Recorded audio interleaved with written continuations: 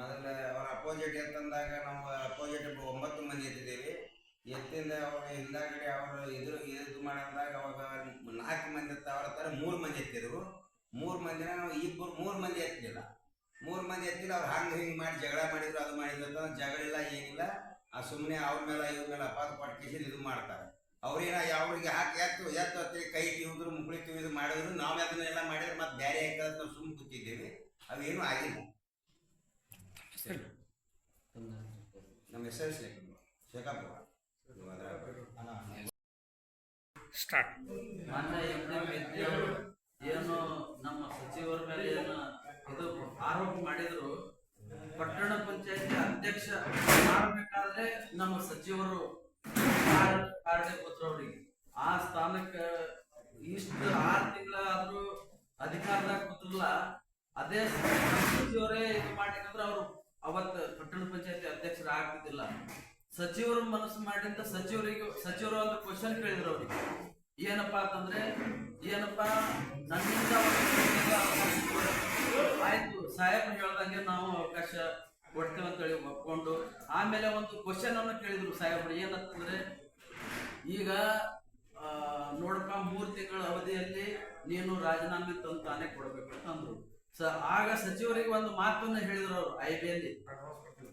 Sir, ನಿಮ್ಮ ಮಾತಿನಂತೆ ನಾನು ನಡ್ಕೋತೀನಿ. ನನ್ನ ಏನು ಪ್ರಮಾಣ ಪತ್ರ ಇದೆ, ರಾಜೀನಾಮೆ ಪ್ರಮಾಣ ಪತ್ರ ಇವಾಗೇ ತಗೊಂಡ್ಬಿಡಿ ಅಂತ MD ಮೇತ್ರಿ ಅವರು ಹೇಳಿದ್ರು. ಆದ್ರೆ ಇವತ್ತು ಇಂಥ ಈ ಸ್ಥಾನಕ್ಕೆ ಬರ್ಬೇಕಂದ್ರೆ ಇದಕ್ಕೆ ಮಾನ್ಯ ಸಚಿವರೇ ಕಾರಣ. ಅದಕ್ಕಂತ ನಾನು 2 ಮಾತು. ನನ್ನ ಹೆಸರು ವಿಜಯಕುಮಾರ್ ರಜಪೂತ್ ಅಂತ. ಮುಖ್ಯಾಧಿಕಾರಿ ಸಚಿವರ ಕೈಗೊಂಬೆ ಆರೋಪ ಸುಳ್ಳು.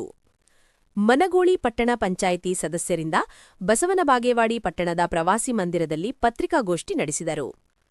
ಮನಗೋಳಿ ಪಟ್ಟಣ ಪಂಚಾಯಿತಿ ಅವಿಶ್ವಾಸ ಸಭೆ, ಹಂಗಾಮಿ ಅಧ್ಯಕ್ಷ ಬಿರಾದಾರ್ ಹೇಳಿಕೆ.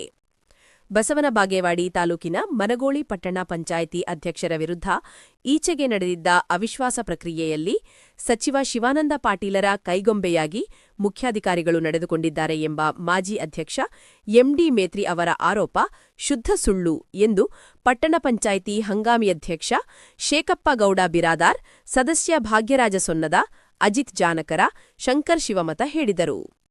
ಸಂಜೆ ಜಂಟಿ ಪತ್ರಿಕಾಗೋಷ್ಠಿಯಲ್ಲಿ ಮಾತನಾಡಿದ ಅವರು, ಮುಖ್ಯಾಧಿಕಾರಿ ನಿಖಿಲ್ ಯಾವುದೇ ಗದ್ದಲಕ್ಕೆ ಅವಕಾಶ ಕೊಡದೆ ಕಾರ್ಯನಿರ್ವಹಿಸಿದ್ದಾರೆ.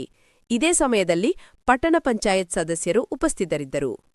ವರದಿ Sanganagouda ಗವಸಾವಳಗಿ, SCN TV news, Basavana Bagewadi.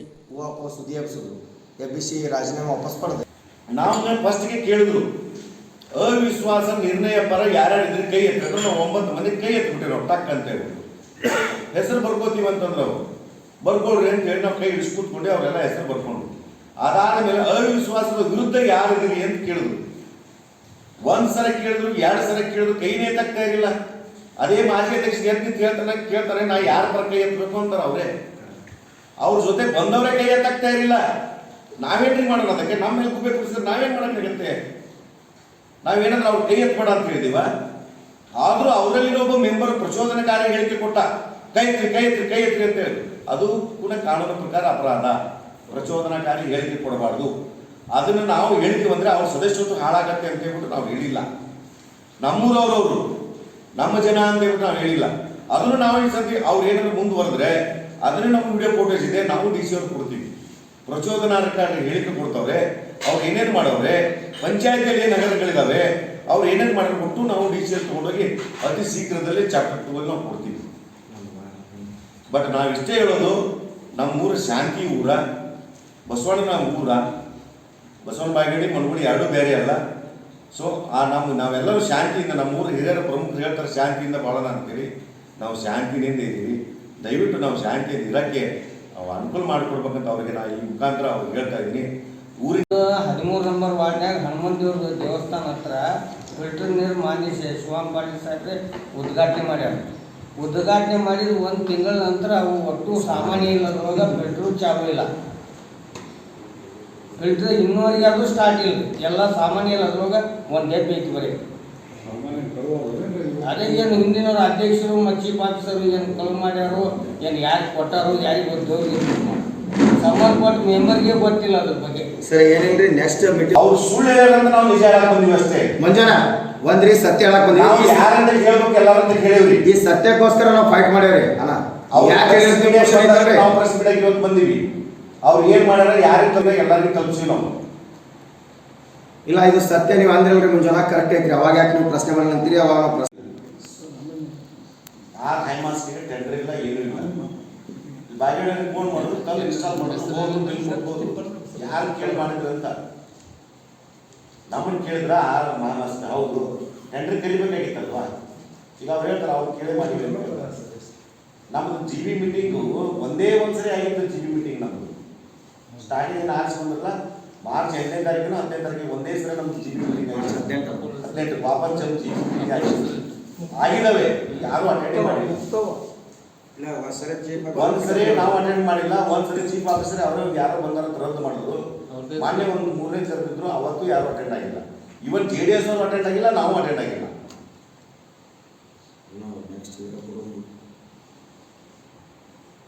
ಎರಡು ವಿಷಯಗಳಿದ್ದಾವೆ.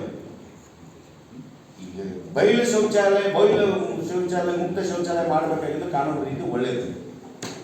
ಸರ್ಕಾರನೇ ಹೇಳುತ್ತೆ ಬಯಲು ಮುಕ್ತ ಶೌಚಾಲಯ ಮಾಡಿ ಅಂತ. ಈಗ 1,000 2,000 ಜನ ಅಲ್ಲಿ ಹೋಗ್ತೀವಿ ಬಯಲು ಮುಕ್ತ ಶೌಚಾಲಯ ಡೈಲಿ. ಅದನ್ನ ಒಂದ್ಸರಿ ನೀವು JCB ತಗೊಂಡು ಹೊಡೆದಾಕ್ಬಿಟ್ರೆ ಮುಂದೆ ಅವ್ರಿಗೆ ಎಲ್ಲಿ ಹೋಗ್ಬೇಕು? ಅವರು ಅಲ್ಲಿ ಸುಮಾರು 3 ವಾರ್ಡಿನವ್ರು ಹೆಣ್ಮಕ್ಳು ಹೋಗ್ತಾರೆ. ಇದೇ ಒಂದು 2-3 ತಿಂಗಳು ಇವ್ರ ಮನೆ ಮುಂದೆ ನೀವು ಮನೆ ಹಾಕೋದಂತೆ 3 ತಿಂಗಳ ಹಿಂದೆ ಅದು ಯಾವ ಮೆಂಬರ್ಗಳು ಗಮನಕ್ಕೂ ಇಲ್ರಿ ಸರ್. ಇವನ್ ಸಲ ಅಂತ ನಾವು ಹೇಳಿದ್ರು ಒಮ್ಮೆ ಸಡನ್ಲಿ ಸ್ಟಾಪ್ ಮಾಡಿಸಿದ್ರೆ ಇವತ್ತಿನ ಅಧ್ಯಕ್ಷರು ಅದನ್ನ ಸ್ಟಾಪ್ ಮಾಡಿಸಿದ್ರೆ ಇವತ್ತಿನ 2 ಶೌಚಾಲಯಗಳಿಗೆ ನೋಡ್ರಿ ಅನೌನ್ಸ್ಮೆಂಟ್ ಮಾಡಿ ಇಲ್ಲಿ ಹೋಗ್ರಿ ಇದನ್ನ ಯೂಸ್ ಮಾಡ್ಕೊಂಡು ಅದು ಫಸ್ಟ್ ರೆಡಿ ಮಾಡಿ. ಎಲ್ಲಾನು ರೆಡಿ ಮಾಡಿ ಮೊದಲು ಒಂದು 2-3 ದಿವಸ ಒಂದು ವಾರ ಅನೌನ್ಸ್ಮೆಂಟ್ ಮಾಡಿ ಅಲ್ಲಿ ನಮ್ಮ ಮೂಡಿಸಿ ಪಂಚಾಯತ್ ಅವರು ಅಲ್ಲಿ ಹೋಗಕ್ಕೆ ಹೇಳಿ. ಅಲ್ಲಿ ಹೋಗ್ಬಿಟ್ಟು ಕೇಸಿಂದ ಸಡನ್ ಆಗಿ ಹೋಗ್ಬಿಟ್ಟು ಇವರು JCB ತಗೊಂಡು ನುಗ್ಗಿ ಹೊಡಿತಾರಂತಂದ್ರೆ ಅಲ್ಲಿ ಅವ್ರು ಕೂತಾರಲ್ಲ ಅವರು ಇದ್ರು ಇವರು ಇದ್ರು ಪಂಚಾಯತಿಯಲ್ಲಿ ಕೂತ್ಕೊಂಡು ಇವ್ರಿಗೆ ಏನು ಹೇಳೇ ಇಲ್ಲ. ಹೋಗೋಣ ಏಕಾದಕ್ಕೆ JCB ಕರ್ಕೊಂಡು ಕೊಡ್ಲಾಕ. ಮತ್ತು ನನ್ನ ವಾರ್ಡ್ನಲ್ಲಿ